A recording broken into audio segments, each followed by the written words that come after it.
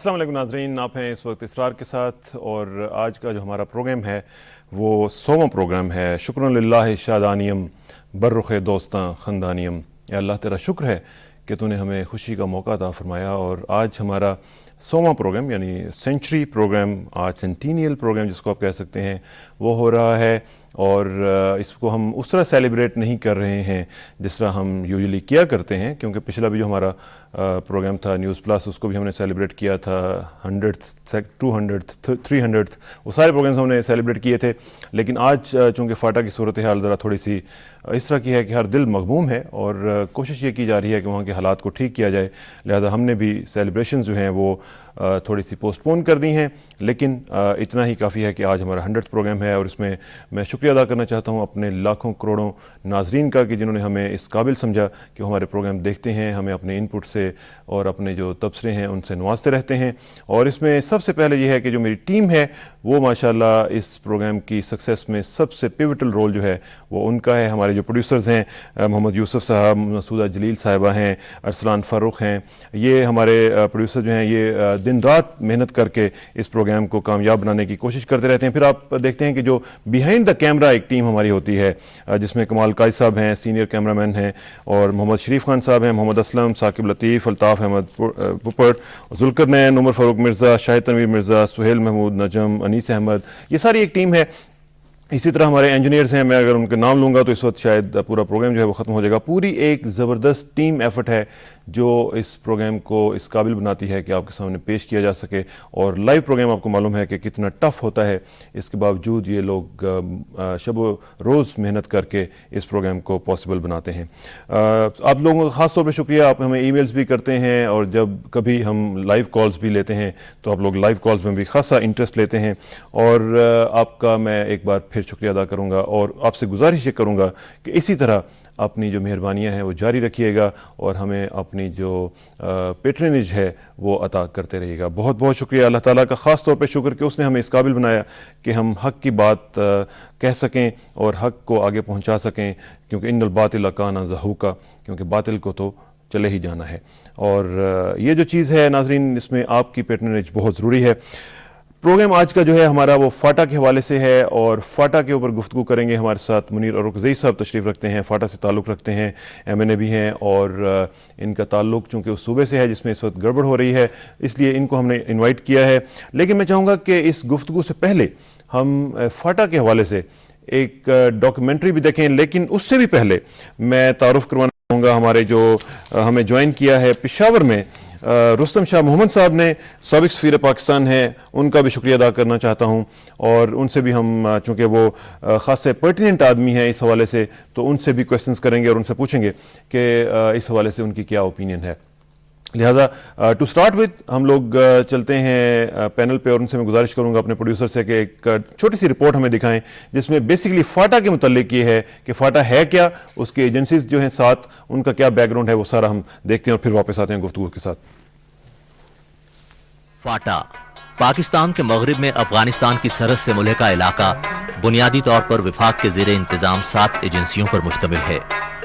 इन एजेंसियों में बाजौड़, मेहमन, खैबर, औरकज़ई, कुर्रम, जनूबी वज़ीरिस्तान और शिमाली वज़ीरिस्तान शामिल हैं। तारीखी लिहाज से ये इलाका अपने मकीनों की बेपनाह शुजाअत और मेहमान नवाजी के लिए मशहूर है। पाक अफगान सरहद के साथ 1200 किलोमीटर तवील और 130 किलोमीटर चौड़े इलाके पर फैला हुआ यह खित्ता मुश्किल गुजरगाहों, दर्रों, बुलंदोबाला पहाड़ों और मैदानों पर मुश्तमिल है।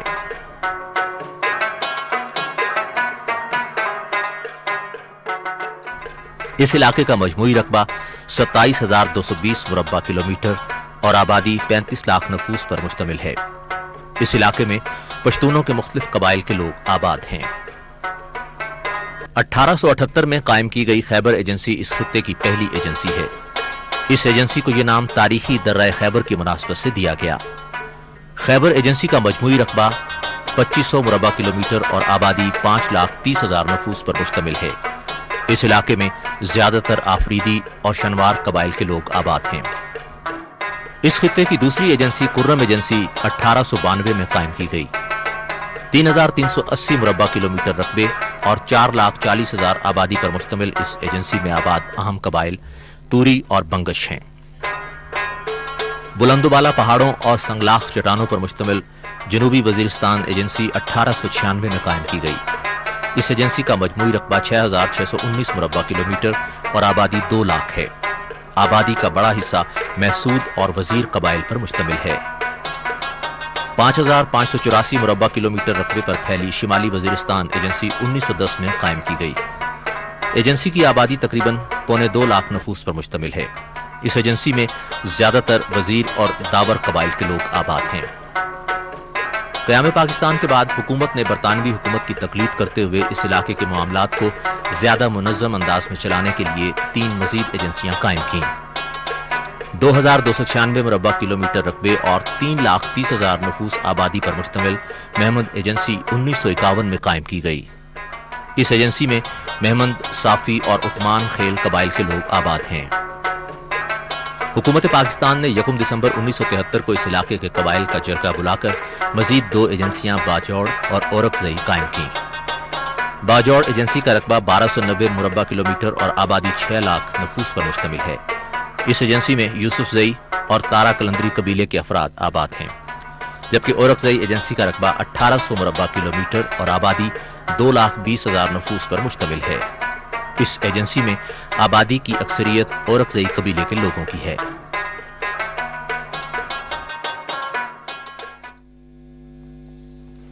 جی ناظرین، یہ تھی ایک چھوٹی سی رپورٹ۔ بیسیکلی ہم یہ چاہ رہے تھے کہ آپ کو تھوڑا سا ایک بیک گراؤنڈر کے طور پر معلوم ہو جائے کہ فاٹا جو ہے وہ ہے کیا، فاٹا میں کون کون سے علاقے شامل ہیں اور ان کا کیا بیک گراؤنڈ ہے۔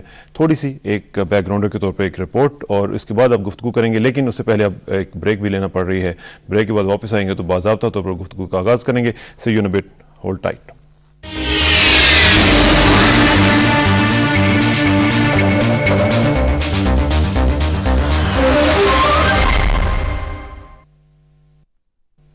ویلکم بیک ناظرین، بات ہو رہی ہے فاٹا کے حوالے سے اور گفتگو کا آغاز منیر اورکزئی صاحب سے کروں گا۔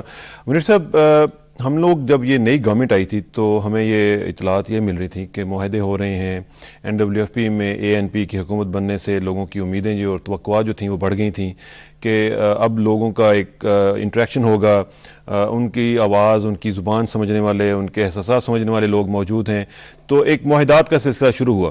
یہ اچانک کیا ہوا کہ وہ تمام معاہدات بھی دھرے کے دھرے رہ گئے، اور ANP ابھی بھی کہتی ہے کہ ہمارے جن کے ساتھ معاملات تھے وہ تو ٹھیک ہیں، لیکن وفاقی حکومت جن کے ساتھ معاملات کر رہی تھی وہاں پہ کچھ گڑبڑ ہوئی ہے۔ What is your take on that? بسم اللہ الرحمن الرحیم۔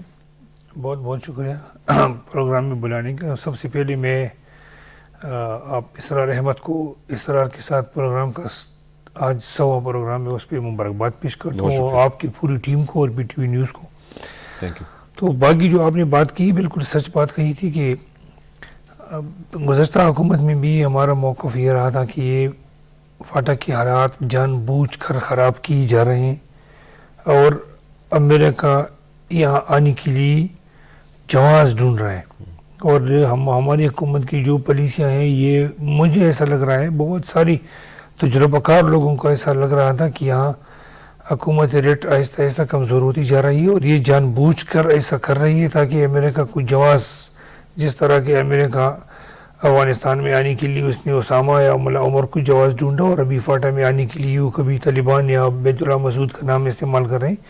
تو اس پہ آپ سنجیدگی سے اور اخلاص پہ مبنی مذاکرات کریں، لیکن پچھلی حکومت میں تو کسی نے نہیں سنی۔ ابھی جو یہ موجودہ حکومت بنی، تو اس حکومت بننے سے پہلے الیکشن کے فوراً بعد ان لوگوں کا نقطہ نظر یہ تھا کہ ہم معاہدے جرگوں کے ذریعے یہ بات حل کریں گے۔ جہاں تک ANP کی تعلق ہے تو انہوں نے تو وہ ابھی اس پہ قائم ہے کہ ہمارا جو صوبے کی حد تک ہے وہاں ہم امن کے ذریعے، مذاکرات کے ذریعے امن ہم نے قائم بھی کیا اسوات میں۔ ہمارا معاہدہ ابھی تک ٹھیک ٹھاک ویلڈ چل رہا ہے، ہم دونوں طرف اس پہ عمل درآمد بھی کر رہے ہیں۔ البتہ اگر کہیں ادھر ادھر کسی جگہ میں کوئی لوگ ہو جو معاہدے سے باہر، کوئی اور تیسرا فریق ہے وہ معاہدے کو سبوتاژ کرنا چاہتے تو حکومت اس کے ساتھ سختی سے نمٹے گی بھی، لیکن حکومت کی سختی ہمارا آخری آپشن ہوگا۔ کوشش ہوگی کہ وہ فاٹا کے حوالے سے جو میرا ہے، وہ تو آرمی چیف نے پچھلی 2 مہینے پہلے ہمیں بریفنگ دی، اس پہ تمام کولیشن پارٹنرز جو یہاں بڑی مین پارٹیاں ہیں یا سیاسی پارٹیاں ہیں موجودہ حکومت میں، تو اس پہ میاں نواز شریف کا، آصف زرداری کا، مولانا فضل الرحمان کا، اسفندیار ولی کا، اور ہمارا موقف تھا کہ اس کے بعد ہم یہ یا تو آپس میں بیٹھ کے طے کریں کہ اس کو کس طرح اس ایشو کو حل کرنا ہے. حل کرنا بہت ضروری ہے کیونکہ ابھی امریکہ کے لیے جواز بن گیا کہ یہ آلات آپ لوگوں لیکن اس میں یہاں پہ کیا یہ نہیں ضروری تھا کہ جو ایون قبائل کے لوگ ہیں وہ بھی نئی حکومت کو بھی 100 دن نہیں ہوئے ہیں تو وہ اس حکومت کو ٹائم دیتے، حکومت سے مذاکرات کرتے، جرگہ کرتے اور اس حکومت کو اتنا موقع دیتے کہ وہ اپنی پالیسیز جو ہیں وہ انسٹال تو کر سکتی. ابھی 100 دن ہوئے نہیں ہیں اور پہلے ہی مذاکرات کر کے ٹوٹ بھی چکے ہیں مذاکرات. یہی اس کے لیے تو ہم حیران ہیں. ہمیں جو آرمی چیف نے بریفنگ دی اس میں باقاعدہ ہمیں ایک معاہدہ دکھایا گیا، 16 نکات پہ مبنی معاہدہ تھا. اس میں یہ بتایا گیا کہ شمالی وزیرستان میں گزشتہ 7 مہینوں سے معاہدہ ہو چکا ہے اور اس کے ہم بھی گواہ ہیں، اور وہ معاہدہ بہت ٹھیک ٹھاک صحیح انداز میں ابھی تک چل رہا ہے اور گزشتہ 6 مہینوں میں اس میں سے ایک بھی وائلیشن بھی نہیں ہوا. اس کے علاوہ بولتے ہیں ساؤتھ وزیرستان میں مسعودوں کے ساتھ ہمارا معاہدہ ہو رہا ہے اور وہ معاہدہ ہمیں دکھایا بھی گیا بریفنگ کی ڈیورنگ. لیکن ابھی یہ موجودہ حکومت کی ہم چاہتے ہیں کہ ہم اس معاہدے پہ دستخط کریں یا نہ کریں. ابھی ہم اس میں انتظار میں تھے کہ اچانک operation Let me go to Peshawar اور رستم شاہ محمد صاحب وہاں پہ موجود ہیں. رستم صاحب آپ ذرا مجھے بتائیے گا کہ آپ کی ایویلویشن کیا ہے کہ ہوا کیا ہے، کہاں پہ ٹاکس فیل ہوئی ہیں، کیا معاملہ ہوا ہے کہ جہاں پہ ہم سوچ رہے تھے کہ حالات تو بہت اچھے جا رہے ہیں اور معاہدات ہو رہے ہیں مختلف لوگوں کے ساتھ اور اچانک ہم نے دیکھا کہ ہر چیز کلیپس کر گئی اور طاقت کا استعمال جو ہے وہ ہونا شروع ہو گیا. کہاں پہ فالٹ لائی کرتا ہے، کہاں پہ زیادتی ہوئی ہے کسی سے بھی، جو بھی فریق ہے اسے کہاں پہ معاملات خراب ہوئے ہیں؟ بسم اللہ الرحمن الرحیم. دیکھیے پچھلے دور میں بہت ظلم ہوئی اور دو بڑی بنیادی غلطیاں ہوئیں. ایک غلطی یہ تھی کہ ہم امریکہ کی جنگ پاکستان میں لڑنے لگے، اور دوسری غلطی یہ ہوئی کہ ہم نے ٹرائبل ایریا کے انسٹیٹیوشنز کو پامال کیا، ان کو ڈیمالش کیا، ان کو ڈیسیمیٹ کیا.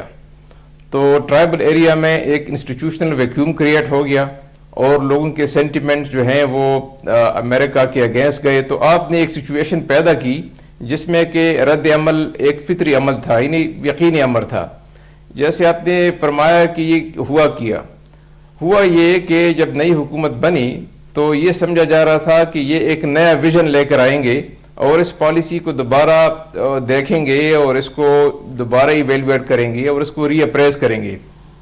اور وار اینڈ ٹیرر کے حوالے سے جو ہمارا سٹینڈ ہے اس میں کچھ لچک پیدا کریں گے، کیونکہ اس وار اینڈ ٹیرر کی پالیسی سے پاکستان کو انٹرنلی بہت سخت نقصان پہنچا.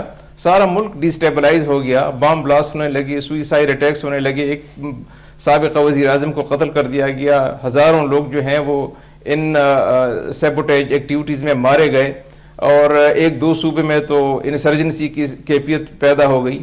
تو لوگوں کے توقعات یہ تھے کہ یہ ایک نیا ویژن لے کر آئیں گے اور قوم کو اعتماد میں لیا جائے گا، اور جو وار اینڈ ٹیرر کے حوالے سے جو پالیسی ہے جس کو پچھلی حکومت نے مرتب کیا تھا بغیر کسی نیشنل کنسنسس کے، تو اس کو پارلیمنٹ میں پیش کیا جائے گا اور پارلیمنٹ سے ایک کنسنسس وصول کیا جائے گا اور اس کنسنسس کی روشنی میں پھر آگے بڑھیں گے.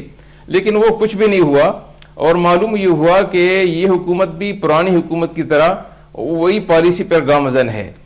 تو اس سے لوگوں کے شکوک پیدا ہو گئے، لوگوں میں بے چینی بہت بڑھ گئی، اور جو تھوڑے بہت اقدامات ہونے لگے تھے نیگوسیشنز کی، اس پہ لوگوں کے دلوں میں کافی شکوک پیدا ہو گئے کہ جب حکومت بنیادی پالیسی میں کوئی انحراف نہیں کر، کوئی تبدیلی نہیں لا رہی اور کوئی لچک نہیں دکھا رہی، تو یہ جو معاہدے ہیں یہ تو ایک شارٹ ٹرم اور ایک خاص وقت کے لیے، محدود وقت کے لیے، محدود پرپس کے لیے ہیں. تو شاید یہ حکومت بھی پرانی حکومت کی طرح امریکہ کی جنگ یہاں پاکستان میں لڑنے کے لیے شاید تیار ہے. تو یہ جو ایک بنیادی بات ہو گئی. جہاں تک یہ خیبر ایجنسی کا تعلق ہے تو یہ باقی جو ایجنسیوں میں صورتحال ہے، مثلا محمد باجوڑ وزیرستان میں، یہاں یہ صورتحال نہیں ہے. یہاں کوئی طالبان نہیں ہے، یہاں پہ 2 ایک مذہبی گروپ سے اور 2 ریلیجس سیکٹیرین آؤٹ فٹ سے، جن کے درمیان 3-4 سال سے لڑائی جاری تھی. تو حکومت کو چاہیے تھا بہت پہلے 3-4 سال پہلے کہ یہاں انٹروین کر لیتے تاکہ اپنا ریٹ یہاں بحال کر لیتے. تو انہوں نے یہ نہیں کیا، پچھلے 3-4 سال میں کارروائی نہیں کی، جس کے نتیجے کے طور پہ باڑے میں بھی اور تیرا میں بھی سینکڑوں لوگ جو ہیں وہ ہلاکتیں واقع ہو گئیں, سینکڑوں لوگ جو ہیں وہ مارے گئے اس لڑائی میں, اور حالت پھر یہ ہوئی کہ باڑہ سب ڈویژن میں مکمل طور پہ ایک گروپ کا جو ہے وہ کنٹرول اسٹیبلش ہو گیا.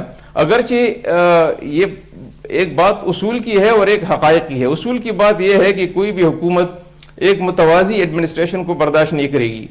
حقائق کی بات یہ ہے کہ بہت سے لوگ اس تحریک کو سپورٹ کر رہے تھے اور آج بھی سپورٹ کر رہے ہیں, کیونکہ انہوں نے جہاں اپنی متوازی حکومت قائم کی وہاں انہوں نے بعض کچھ ایسے کام بھی کیے کہ جن سے لوگوں کو فائدہ. رستم صاحب میں آپ سے بات کنٹینیو کروں گا, لیکن مجھے یہاں پہ بریک لینا پڑ رہی ہے. بریک کے بعد واپس آئیں گے تو میں آپ کی گفتگو جو ہے اس کو مزید ناظرین تک پہنچانے کی کوشش کروں گا.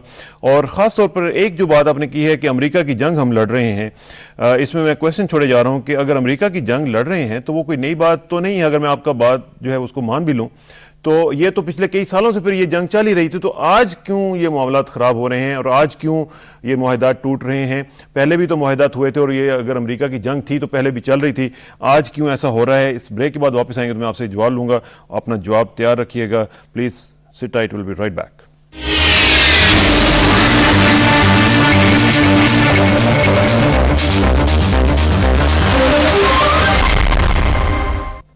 ویلکم بیک ناظرین. بات ہو رہی ہے فاٹا کی صورتحال کے حوالے سے, اور پرسپیکٹو یہ ہے کہ امریکہ کی جنگ کہا جاتا ہے کہ یہاں پہ امریکہ کی جنگ جو ہے وہ ہم اپنے گھر میں لے آئے ہیں.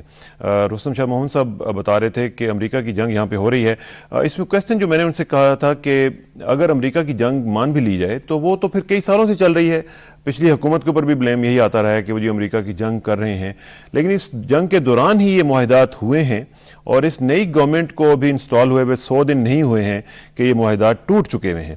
تو اس وجہ سے ہم پوچھنا چاہتے ہیں رستم شاہ محمد صاحب سے کہ کیا وجہ ہے کہ یہ معاملات یہاں تک پہنچے ہیں, اور ساتھ ساتھ یہ بھی ہے رستم صاحب یہ بھی بتائیے گا کہ آپ نے انسٹیٹیوشنل بریک ڈاؤن کی بات کی ہے فاٹا میں.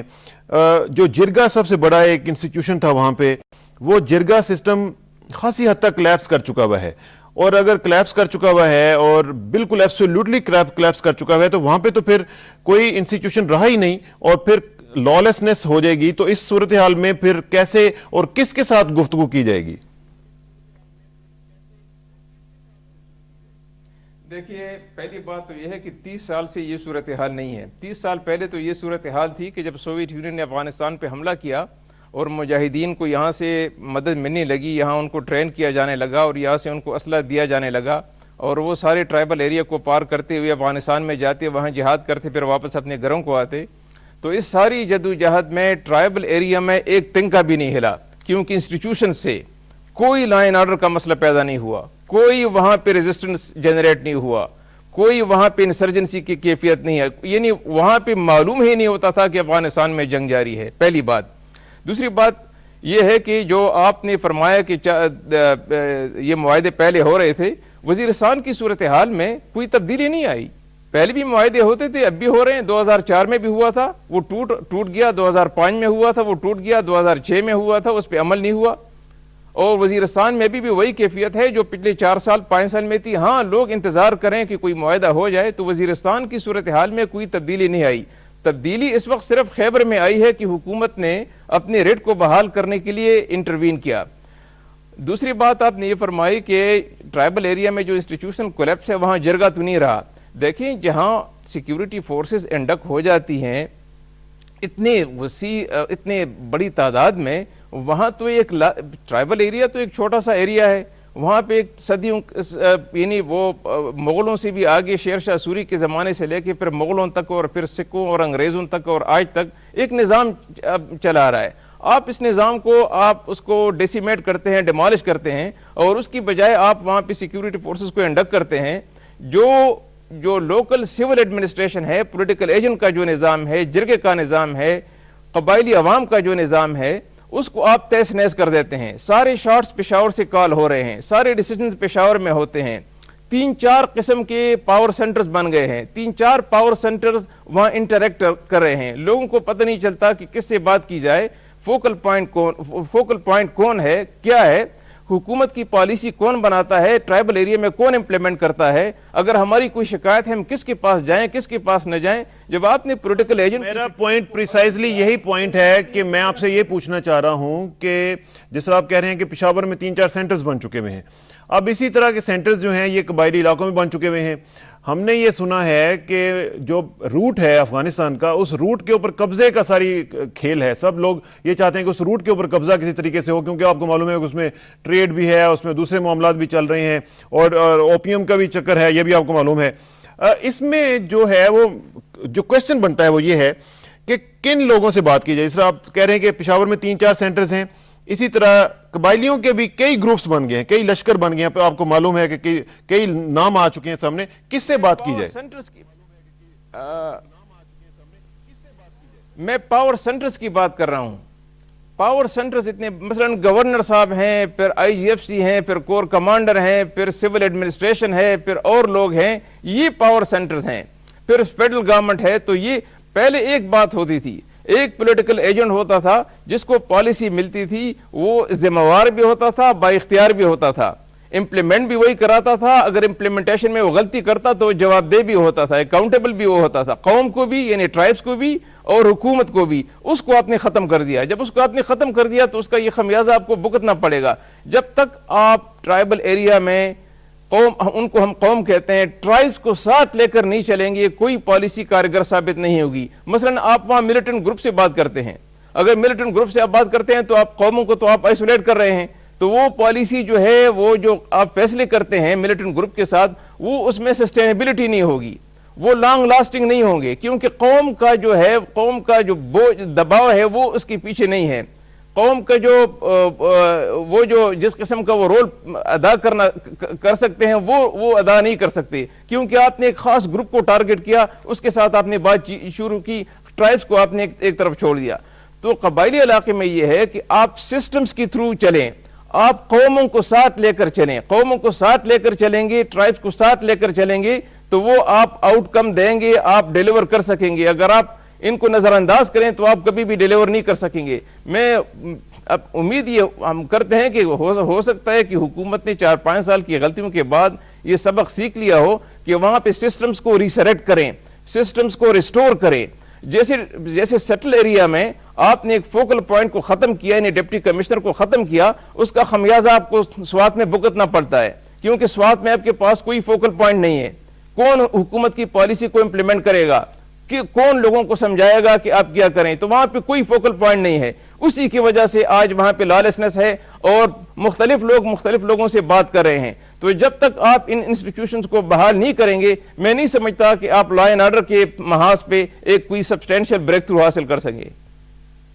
رستم شاہ محمد صاحب, آپ کی بہت زبردست گفتگو, اور اس میں خاص طور پہ جو آپ نے انسٹیٹیوشنل بریک ڈاؤن کی بات کی ہے, اٹ از ویری پرٹیننٹ, اور ہم اس پہ مزید بات کریں گے. لیکن چونکہ آپ نے کہیں جانا ہے, اس لیے آپ سے انشاءاللہ نیکسٹ ویک کسی پروگرام میں رابطہ ہوگا. آپ کا بہت شکریہ. اور ناظرین, ہم واپس اب اسٹوڈیوز میں منیر اورکزئی صاحب سے بات کریں گے اور ان سے پوچھیں گے یہ جو بات کی ہے رستم شاہ محمد صاحب نے کہ انسٹیٹیوشنل بریک ڈاؤن ہے, اور دوسری بات یہ کہ آپ ملیٹنٹ سے جا کے گفتگو کرتے ہیں, آپ جو قبائل ہیں, جو قومیں ہیں وہاں پہ جو بس رہی ہیں صدیوں سے, ان سے آپ گفتگو نہیں کر رہے ہیں. رستم شاہ محمد, جیسے کہ آپ کو پتہ ہے, وہ کابل میں افغانستان میں سفارتکاری کے علاوہ صوبہ سرحد کے بہت اعلیٰ عہدوں پہ فائز رہ چکا ہے. وہ صوبہ سرحد کی چیف سیکرٹری بھی رہ چکے ہیں. اور پھر افغانستان کے حوالے سے جس طرح آپ کے صحافیوں میں رحیم اللہ یوسفزئی کا نام ہے, تو بیوروکریٹس میں اس کا بھی بہت نام ہے, اور لوگ اس کی باتوں کو بہت اہمیت دیتے ہیں, اور یہ تجربہ کار آدمی اور اہمیت کے قابل ہے. میں تو یہ بات جو اس نے آج کہی, یہ پچھلے سال میں نے کہی تھی. پریزیڈنٹ پرویز مشرف سے ہماری میٹنگ ہو رہی تھی گورنر علی مجان اورکزئی کی موجودگی میں, فاٹا کے MNAs اور سینیٹرز کا. تو اس نے کہا کہ اچھا آپ یہ بتاؤ کہ ہم سے کون سی غلطی ہو گئی, یہ کہاں سے غلطی ہوئی, معاملہ کہاں سے خراب ہو گیا, تاکہ ہم ابھی سے اس کو ٹھیک کریں. تو ہماری کولیگز نے کہا کہ سب سے پہلی غلطی, جو آپ کی سب سے بڑی اور پہلی غلطی ہے, وہ آرمی کو آپ نے فاٹا میں لے کے جانا تھا. آرمی کے فاٹا میں لے وہاں کا جو نظام ہے وہ بہت کمزور ہو گیا. تو آپ نے آدھی مار وہاں سے پھر آپ لوگوں نے یہ جو بلدیاتی نظام کا ایک ایجنسی وہاں کونسلر نظام نافذ کیا، تو اس سے آپ لوگوں نے مکمل حکومت ریٹ کو مفلوج کیا، ڈیوائڈ کیا لوگوں میں. تو اس کی بات سے یہ نہیں کہ جو شاہ محمد کی ساری دنیا اس کی بات سے متفق ہے کہ جب تک وہاں حکومت کی عملداری قائم نہ ہو، اور حکومت کی عملداری کو مانتا ہی نہیں ہے. کوئی مانے گا تو تب قائم ہوگی نا. اب یہ ریٹ آف دا گورنمنٹ کو چیلنج کرنے والی بات نہیں ہے کہ آپ اٹھ کے کسی کی گردن کاٹ دیں، آپ اٹھ کے کسی کا اسکول جلا دیں، کسی کا ہوٹل آپ جلا دیں. یہ ریٹ آف دا گورنمنٹ تو نہ ہوئی. پھر یہی تو ہم کہتے ہیں کہ یہ حکومت کو جو وہاں قبائلوں میں جو سسٹم تھا اس کو خود ہی ہماری فیڈرل حکومت نے یہاں اس نے کہا کہ فرنٹیئر میں 3-4 جگہ وہ بنے ہیں، پشاور میں وہ سینٹر 3-4 جگہ پتہ نہیں چلتا، کور کمانڈر ایک گورنر اور AGC. میں کہتا ہوں کہ اس سے زیادہ فیڈرل حکومت نے جو یہاں پتہ نہیں چلتا. پرسوں ہم نے اس کو بتایا، 19 جون کو ہماری میٹنگ ہوئی پشاور گورنر ہاؤس میں، رحمان ملک تھے اور گورنر صاحب تھے. تمام متحرک جو اسٹیک ہولڈر تھے اس ایشو کے حوالے سے، اس میں پولیٹیکل ایجنٹ، RCOs، دونوں ECS، ریجنل چیف سیکرٹری، اور سب کوئی ادارہ ایسا نہیں تھا کہ وہ موجود نہ تھا. میں نے اس کو کہا کہ بھائی ہم نے بات کرنی ہے، اس بات کو، اس معاملے کو سیریس اور اخلاص پہ مبنی اور اپنی قبائلی روایات اور اندازے کے مطابق بات چیت سے یہ مسئلہ حل کرنا ہے. تو محترم وزیر بشیر داخلہ صاحب نے فرمایا کہ ٹھیک ہے، ہم آج ہی نوٹیفیکیشن کرتے ہیں اور آپ کی سربراہی میں ہم ایک جرگہ بناتے ہیں. میں نے کہا دیکھو یہ جرگہ ایسا نہیں ہوگا، یہ جرگہ ایسا ہوگا کہ اس میں مولانا فضل الرحمان ہوگا، اس کے 2-3 بندے ہوں گے، اس میں آپ قاضی حسین احمد کو بلائیں، اس کے 2-3 بندے ہوں گے، آپ سمیع الحق کو شامل کریں، آپ جو اسٹیک ہولڈرز وہی جو پولیٹیکل پارٹیز کے جو نمائندے ہیں، سینئر نمائندے وہاں کی، اور جو فاٹا کی تمام MLAs اور سینیٹر تھے، ان کو انوالو کر کے ان لوگوں کے ساتھ سیریس بات کریں. ابھی آپ یہاں سے کہتے ہیں کہ میں نے آپ کو بنایا کوآرڈینیٹر، تو یہ ایسے لوگ نہیں کہ وہ میری قیادت میں جائیں گے. اور پھر اگر ہم جا رہے ہیں تو جرگہ ایک پاور، ایک اختیار اپنے ساتھ لے کر بات کی دی جائے گا. تو وہ اختیار والا شخص آپ ہمیں بتائیں، آپ ہمیں یہ بتائیں کہ ہم کس کے پاس جا کے کہیں کہ بھئی ہم جرگے کے لیے جا رہے ہیں، اور ہم جا کے کتنا اپنے ساتھ اختیار لے کے ہم ان سے بات کر سکتے ہیں. ٹھیک ہے، فیئر انف، یہ صحیح پوائنٹ ہے. اور اختیار کے بغیر تو ظاہر ہے کہ جرگہ جو ہے اس کی کوئی ویلیو نہیں رہے گی. اس پہ مزید بات کریں گے. ایک بریک کا وقت آن پہنچا ہے، بریک کے بعد واپس آئیں گے تو فتح ہی کی صورتحال کے اوپر ہم گفتگو کر رہے ہوں گے. Please sit tight, will be right back.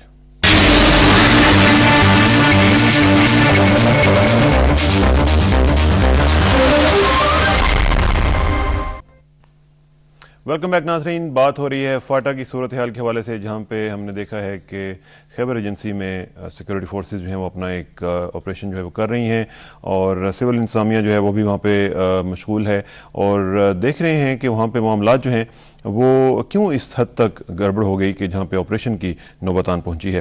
کرم ایجنسی میں آج کیا ہوا ہے منیر صاحب؟ کرم ایجنسی میں آج 2 واقعے ہوئے.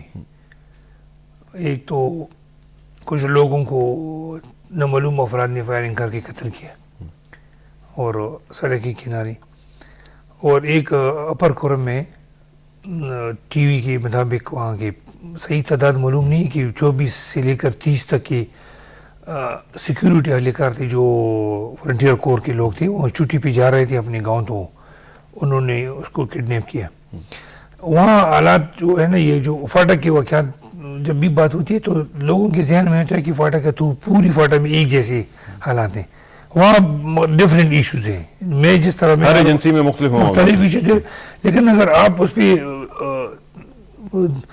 ذرا دور جا کے سوچے تو وہی آپ کو بیرونی ہاتھ اس میں، اور فاٹا کے حالات خراب کرنے پہ ان لوگوں کے ہاتھ کے ہمیں موقع میسر آ جائے فاٹا میں آنے کے لیے. اس میں امریکہ اور بھارت، کابل پورے سب انوالو ہیں. وہ اس پہ ہاتھ مکمل طور پر اس پہ ابھی عملی ثبوت ملیں گے وہ اس میں ہاتھ مارے.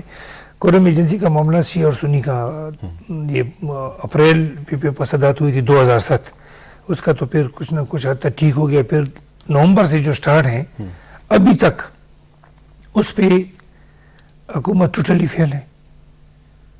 پہلے فیلور حکومت کی پر جنار والوں کو تحفظ. حکومت ٹوٹلی فیل کا مطلب یہ ہے کہ آپ خود بھی فیل ہیں، کیونکہ آپ حکومت کو سپورٹ کرتے ہیں اور آپ جو پارلیمانی لیڈر ہیں منیر اورکزئی صاحب جو ہیں یہ فاٹا کے تمام جو اراکین اسمبلی ہیں ان کے سربراہ بھی ہیں جی بالکل آپ پارلیمانی لیڈر ہیں تو اس لحاظ سے یہ تو شکست پھر آپ کی اپنی ہے آپ کی ناکامی اپنی ہے اور آپ کے جو ارکانی اسمبلی ہیں یہ ان کی ناکامی ہے کہ وہ جب بھی الیکشن جیتے ہیں آگے حکومتی پارٹی کے ساتھ آپ شریک تو ہو جاتے ہیں لیکن اپنے ایشوز آپ نے کبھی ایڈریس نہیں کروائے.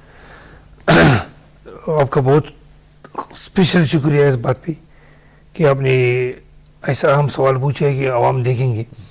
ہم نے اس بار پچھلی حکومت سے تجربہ حاصل کر کے ہم نے پچھلی حکومت میں بھی ہر ایشو کے اوپر ہم نے اسمبلی میں بات کی, اسمبلی سے باہر بات کی, وزیر اعظم سے بات کی, گورنر سے بات کی, پریزیڈنٹ سے بات کی. متعدد بار پریزیڈنٹ کے سامنے گورنر کے ساتھ ہماری تلخ کلامی ہوئی ہے ان تمام ایشوز پہ, لیکن کسی نے ہماری بات پہ توجہ نہیں دی. اور ہم یہ سمجھتے ہیں ابھی یہ سمجھتے ہیں کہ اگر ہم حکومت کو چھوڑ کر باہر جائیں تو ہم اس طرح اچھی طرح پھر اپنے لوگوں کی نمائندگی نہیں کر سکتے. ابھی حکومت کے اندر رہتے ہم پریشر کریٹ کریں گے کہ ہم ہمارے لوگوں کی بات سنی جائے, اس کا کوئی دعویٰ کیا جائے, اس کے حل نکالنے کی, اس کو ترقی دینے کی. وہاں کے جو ابھی جو سچویشن ہے کیا یہ اوائڈ کی جا سکتی تھی, اسے بچا جا سکتا تھا؟ کیوں نہیں؟ میں تو یہ کہتا ہوں, آپ نے کیوں نہیں پھر اپنا رول پلے کیا اس میں؟ میں تو یہ کہتا ہوں کہ میں نے ایک جو بھی بات میں نے حکومت سے کی ہے کہ اس طرح ہوگا 2 مہینے بعد, اس طرح ہوگا 4 مہینے بعد, اس طرح ہوگا 6 مہینے بعد, یہ میرا گزشتہ 2.5 سال سے جو بالکل ایک تواتر کے ساتھ میں نے گورنر صاحب کو, پریزیڈنٹ کو, پرائم منسٹر کو, حکومت کو, ہر کسی کو اپنا آواز بھی پہنچایا اور ہم نے اس کو بتایا کہ یہ اس طرح ہوگا, اس طرح ہوگا. یہ جواز فراہم کرتے ہیں قبائلی کو. آپ کی بات نہیں سنی گئی, کسی نے نہیں سنی. آپ کی بات کس نے نہیں سنی؟ سول نے نہیں سنی, فوجی حلقوں نے نہیں سنی, کسی نے نہیں سنی. اور اسی تجربے کے بنا پہ اس حکومت کے ساتھ جو ہمارا اتحاد ہوا, اس کے ساتھ جو ہم شامل ہوئے, ہم نے اس کو صرف 2 پوائنٹ رکھی کہ آپ فاٹا میں جو بھی سیاسی اور انتظامی اصلاحات کریں گے, جو بھی آپ کچھ کریں گے, آپ ہمارے ساتھ مشورہ کریں گے. ٹھیک, تو اسی انہوں نے اقرار تو کیا. اس آپریشن پہ آپ آن بورڈ ہیں؟ آپ سے پوچھا گیا تھا یا نہیں پوچھا؟ نہیں پوچھا گیا, بالکل نہیں پوچھا. فلیٹلی آپ ریفیوز کر رہے ہیں کہ ہم سے بالکل نہیں پوچھا گیا؟ بالکل نہیں پوچھا گیا. آپ لہذا آن بورڈ نہیں ہیں, آپ حکومت کو سپورٹ نہیں کر رہے ہیں؟ بالکل. ہم تو یہ ابھی سوچ رہے ہیں کہ یہ جو آپریشن ہوا اس اور بھی آپریشن ہونے والے ہیں. ہمیں پتہ ہے کیونکہ اس کے لیے جواز پہلے سے فراہم کیا گیا. بیسیکلی پھر یہ کہہ رہے ہیں کہ ڈانڈے جو ہیں اس کے ہیں وہ کہیں واشنگٹن یا کہیں یورپ میں اور ادھر سے مل رہے ہیں. اس پہ مزید بات کریں گے, لیکن ایک بریک کا وقت مزید آن پہنچا ہے. ایک بریک کے بعد واپس آئیں گے تو اس کے اوپر مزید گفتگو کریں گے. سٹ tight, we'll be right back.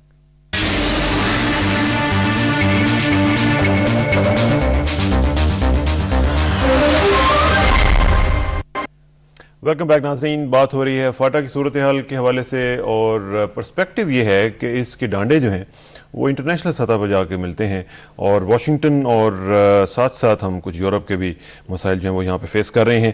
یہ جو معاملات ہیں انٹرنیشنل چلیں سینیریو پہ ہی تھوڑی سی آخر میں بات کر لیں, ہمارے پاس بہت کم وقت رہ گیا ہے. آخر اگر کوئی بھی سازش کرتا ہے تو یوز تو ہم خود لوگ ہوتے ہیں نا, یہاں پہ مقامی لوگ جو ہیں ہمارے ہی ذریعے وہ ہمارے خلاف سازشیں جو ہیں وہ کامیاب کرنے کے لیے اپنی تگ و دو کرتے ہیں. اس کو کیسے ناکام بنایا جا سکتا ہے منیر صاحب؟ یہ بڑا ہی امپورٹنٹ فیکٹر ہے کیونکہ اگر قبائلی نہیں چاہتے ہیں جنگ, قبائلی نہیں چاہتے ہیں پاکستان کے خلاف کوئی معاملات خراب ہوں, ہم لوگ نہیں چاہتے ہیں, تو بیچ میں اگر انٹرنیشنل فیکٹر اگر ورک کر رہا ہے تو اس کو کیسے فوائل کیا جائے؟ سرار بھائی, قبائلی 55 لاکھ آبادی میں سے آپ کو ایک بندہ بھی پاکستان کا مخالف نہیں ملے گا. میں یہ اصول سے اور ایمان سے میں نے اسمبلی میں بھی میں بولے, حکومت کو بھی میں اور کہتا ہوں کہ اتنے گولے, اتنے بم, اتنے میزائل, اتنے گھر مسماری اگر کسی اور صوبے کی ہوتی نا تو وہ کب کی چلا چکے ہوتے کہ ہم یہ ملک نہیں مانتے. آج تک آپ کو ایک قبائلی ایسا نہیں ملے گا جو اس ملک کے خلاف کسی نے ایک لفظ بولی ہو یا اس کا دل اس ملک کے لیے نہیں دھڑک رہا ہو. لیکن قبائلیوں کے ساتھ پاکستان کی تمام حکومتوں نے گزشتہ 60 سال سے ستیلی میں جیسا سلوک کیا. وہاں اتنا بے روزگاری ہے, اتنا احساسی محرومی ہے وہاں لوگوں کی, نہ ادھر روزگار ہے, نہ تعلیم ہے, نہ وہاں صحت کے موقع ہے, نہ وہاں روڈ ہے, نہ بجلی ہے, کوئی بھی. بے روزگاری اس حد تک کہ آپ تقریباً 10 لاکھ لوگ بے روزگار ہے, نوجوان. اور پھر جب خود آپ نے اس کو ایک شعور دیا اور ایک قبائلی سیدھا سادہ مسلمان. ٹائم ختم ہو رہا ہے منیر صاحب, لیکن جو آپ کی بات سے مجھے سمجھ آئی وہ یہی ہے کہ ایک تو یہ ہے کہ انٹرنیشنل سازشیں چل رہی ہیں, دوسرا یہ ہے کہ ہمیں حکومت کو سب کو مل کر ایک اپنا ہاتھ جو ہے دوستی کا پیار کا وہ آگے بڑھانا چاہیے تاکہ قبائلی علاقوں کے جو معاملات ہیں ان کو حل کیا جا سکے. منیر اور عزیز صاحب آپ کا بہت شکریہ. ٹائم کی قلت کی وجہ سے آج ہمیں پروگرام ذرا ارلی ختم کرنا پڑ رہا ہے, لیکن ناظرین 1 گھنٹے کے بعد یعنی 9 بجے آپ خبرنامہ دیکھیں گے اور 9 سے 10 تک یہ جو بریک ہے اس کے بعد 10 سے 11 تک کا بھی جو سلاٹ ہے اس میں پھر آپ کی خدمت میں حاضر ہوں گا اور آج کی تازہ ترین جو اپڈیٹس ہیں وہ آپ کے ساتھ شیئر کرنے کی کوشش کریں گے. ہمارا ای میل ایڈریس ہے israr@ptv.com.pk israr@ptv.com.pk. لہٰذا ابھی سے تقریباً 1-1.25 گھنٹے کے بعد آپ سے دوبارہ ملاقات ہوگی نئی اپڈیٹس کے ساتھ, نئے تجزیوں کے ساتھ اور نئے تبصروں کے ساتھ. سو لہٰذا ابھی آپ سیٹ ٹائٹ بے شک نہ کریں, just relax and watch me around 10:05 انشاءاللہ. السلام علیکم.